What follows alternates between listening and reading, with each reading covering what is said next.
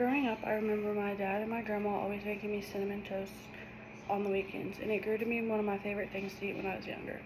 As I started getting older and I was living with my dad, he made it one weekend for me, and it brought back so many memories that I used to share with my grandma. There are 4 ingredients and 5 steps to make this.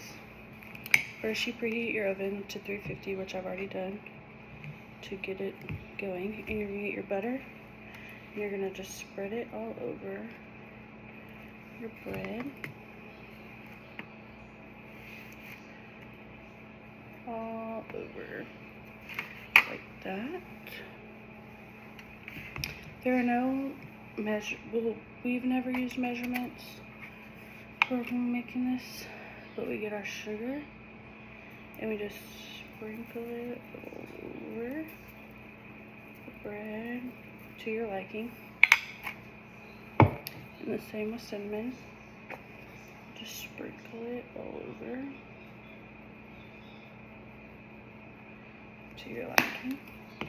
And you put it in the oven on broil, and you pretty much just watch it because everybody likes theirs differently.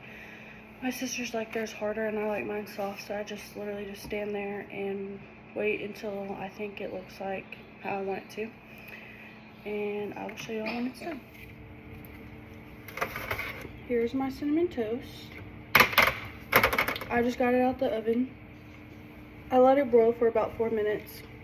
In that last minute, I stood at the door with the door open to see if it was how I liked it. Usually, it takes about 4 minutes for me since I like them on the softer side. I felt it and it was just how I liked it. If it was a little too soft, I'll just leave it in for like another minute-ish, maybe not even a minute. My sisters, theirs probably does like 5 to 6 minutes just because they like theirs hard. They've been sitting out cooling, so I'm going to put it on this plate. See, it's still a little bit soft in the middle. And that is how I like mine. This is such a good, easy, fast breakfast to make if you are on the go or you're in a hurry, you need to be somewhere. Literally, it took me 4 minutes, 5 minutes with putting the ingredients on the bread.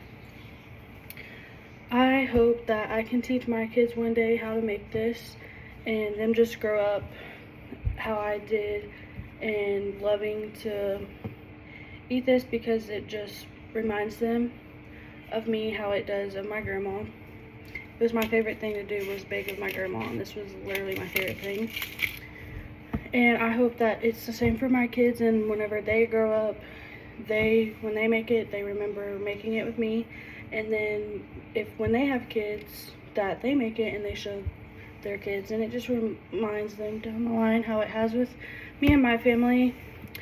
And I just love it so much.